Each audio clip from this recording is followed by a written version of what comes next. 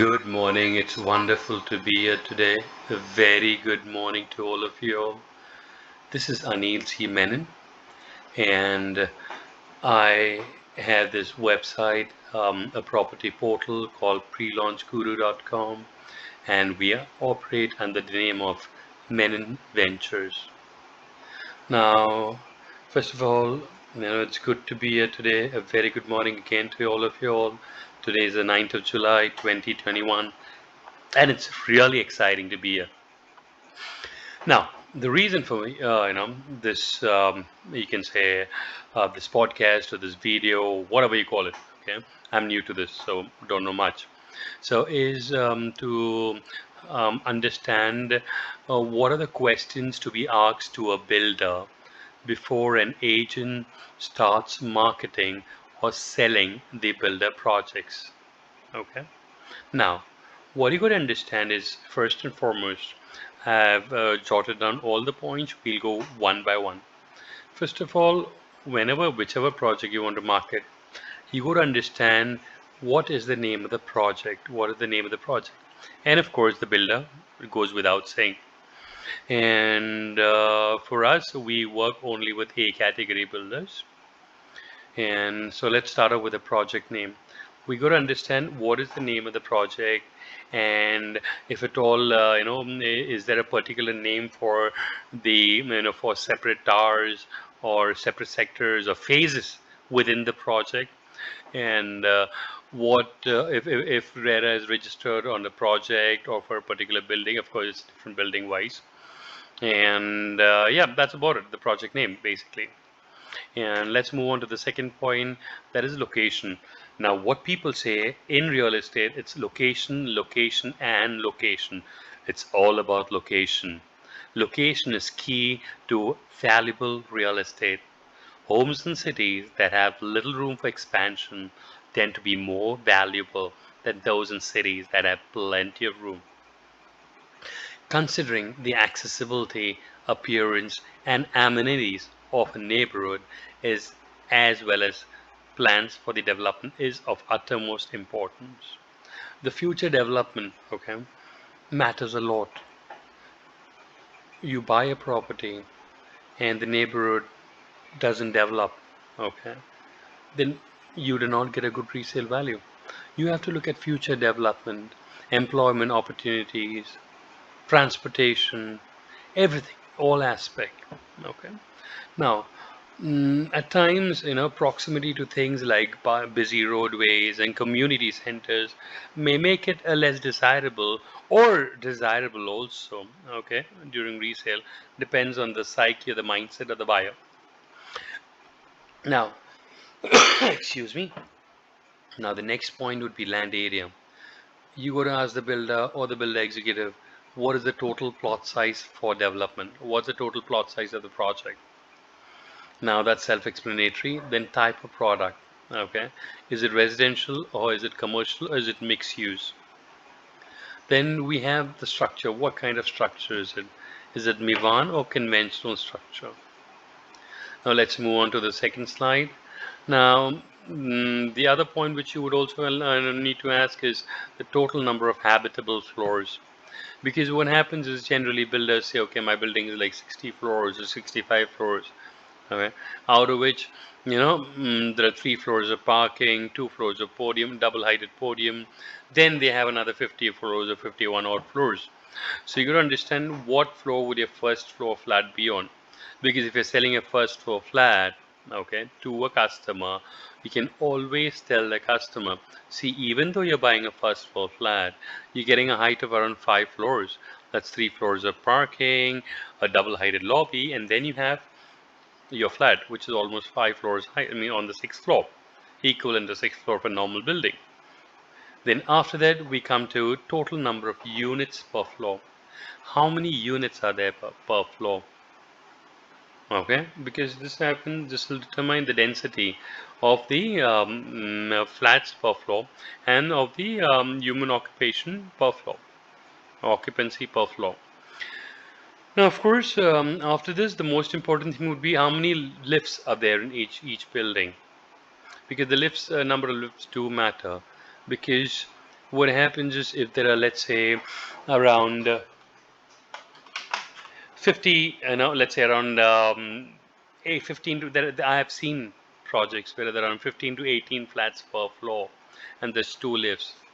So what happens in the long run when there is all the flats occupied, then going up and down, if it's a, let's say, a building of, a 7-story building, then going up and down becomes a problem. So you got to always inquire the number of flats per floor, the total number of lifts per building. Okay. Then again, unit bifurcation. What are the kind of units per floor? How many 1 BHKs, how many 2 BHKs, how many 3 BHKs per floor?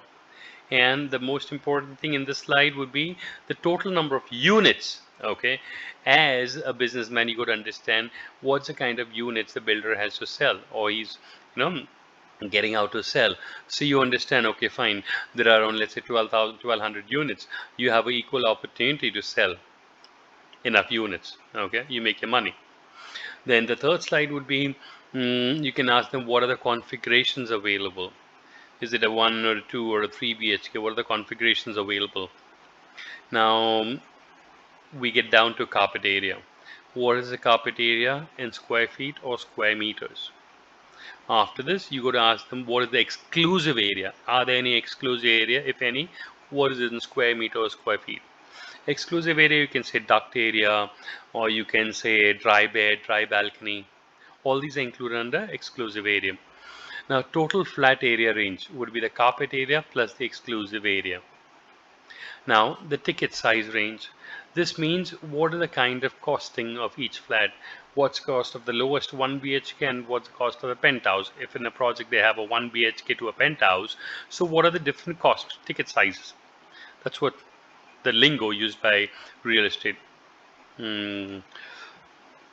realtors, in fact, to say. And after that, the next slide, we would discuss about what are the key USPs of the project. Okay, the key USPs, what are the USPs, that are the unique selling points, which we as a marketer or as a sales guy, we can actually tell our customers. For example, let's say, the project is it has around 70% open spaces. It has a STP plan, a WTP plan. All these USPs you got to ask the builder. What are your USPs? Okay, your key USPs. Now after that we come to key highlights. Okay, the key highlights you can also ask. I mean, key highlights would be, it's IGPC certified. It is a green building. I mean, what are the highlights of the project? Okay, yeah. Anything about the railways or the bus stops, something, anything related to that. After this, we can discuss the internal amenities provided by the builder to the customer. That is, what are the internal amenities he's planning to provide? If there are, what's the kind of flooring? Is it a marble flooring? Is it a marbonite flooring? What kind of flooring is he planning to provide? And after the internal amenities, we can jump over to the amenities. That is, what's the kind of amenities they'll be providing? That is, a swimming pool and whatnot. I mean, uh, power backup, landscape gardens, jogging track, or are they providing senior citizen plaza or alcove? What exactly are they? What are the amenities coming attached to the project? And then we come to bathroom fittings. Bathroom fittings, okay, in early in the mornings, we spend a lot of time in the bathrooms. So what are they going to provide us in the bathrooms? Are there any glassware, glass partitions in the bathroom? What are the bathroom fittings? Is it Jaguar or Equalin? Well, you can ask them all these questions, because your customer, when he's coming to you, he is looking at these answers from you. So you got to be prepared with all these answers. Then again, after this, the next slide we'll move to would be, okay, what's the kind of flooring type? And if it's same in all the rooms, that is, what's the kind of flooring? Is it marbonite? Is it marble? Or is it 2x2 tiles? What kind of flooring has he used? In the next question, again, it's related to the same thing. Are there any special flooring in the bedroom or the master bedroom? Because what happens is generally many builders do provide wooden flooring in the master bedroom or the bedrooms. Then, of course, the most important question every customer has, specifically, customers putting in their hard-earned money, and they need to understand when are they going to get their possession. So a tentative possession date. And then a RERA possession. RERA possession is something which the builder mentions with the buffer in the agreement. So RERA possession also would be equally important. And now we come down to the connectivity. We can always ask the builder which is the nearest railway station and what is the name of the station and what is the distance. Please do not forget to ask this because connectivity is uttermost important. Now, something related to this again, where is the nearest bus stop and what is the distance from the project? After this, let's get into the finance part.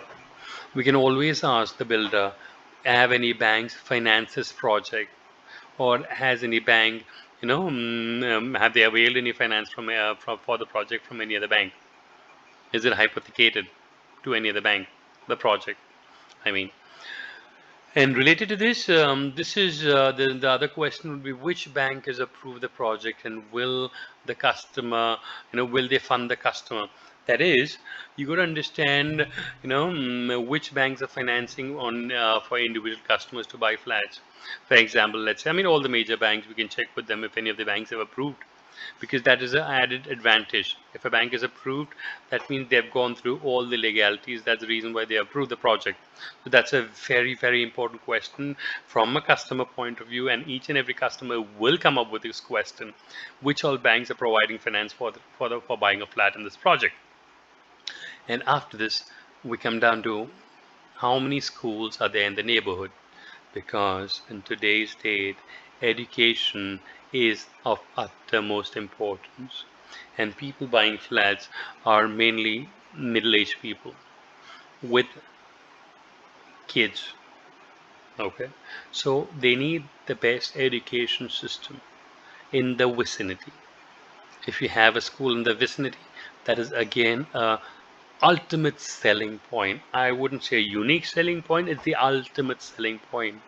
Having a school or having a hospital, you can also ask which is the nearest hospital, what's the name, what is the distance, because since the middle-aged people who are more coming more, 80 to 90%, that's the kind of genre or the kind of gente we have right now. So first of all, they need schools. They might be having old parents, old folks at home who will need hospitals. And specifically because of this COVID thing going on for the last 1.5 years, hospitals are of utmost importance. So we can ask the builder for those questions also. Now comes the most important thing for every family, that's entertainment. We got to ask, where's the nearest shopping complex, or where is the nearest mall, and where is the nearest theater? What is the distance, if any? Then coming back to the most important of all, that is the RERA registration number. Without RERA, make it a point, guys, we did not work for any builder without a RERA certificate. If he has a RERA approved certificate, then we work for him. If it's possible, please do get a certificate. Okay, that's it. And RERA is ultimate. If you don't have RERA, you don't work for him. Okay. At last, what we have right now last question would be the current work status. What is the status of the project? Is it plinth level, or has it completed 2 floors, or has it completed parking floors? Whatever is the current work status, you need to understand that, because you need to educate your customer wherein and what stand the project is in. Okay, that's of utmost importance. Now, that's about it. These are more or less all the answers. All the questions I want you all to ask a builder when you go in for builder Reiki. And these are more or less all the answers you got to be prepared with when attending a customer on a call or in person also. Because if you have these answers, trust me, guys, you have your customer. He's like almost 80% convinced because you have all the answers ready with you. These are these are majority more or less all the questions that he'll be asking. He made a list of questions, and I assure you, at least 50 to 70% at least would be similar. So you're almost ready with what he's looking out for, and understand if you help the customer, he'll have more confidence in your service, and understand one happy customer will get you hundreds of other happy customers.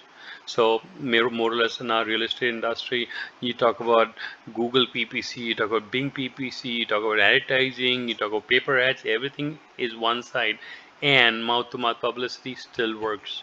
Okay. Okay. A referral sale is a referral sale. A referral sale coming to you is almost 80 to 80%. It's 80% closure because they have trust in you.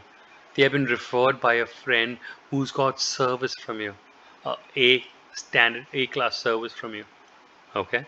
So that's how it is. Understand referral works. So be prepared, do a lot of closings, best of luck, and have a very, very good year ahead. Keep rocking. Thank you. And if you have any questions or doubt, please do feel free to call me on 1-800-22-4449. I repeat, 1-800-22-4449. Thank you and have a great day.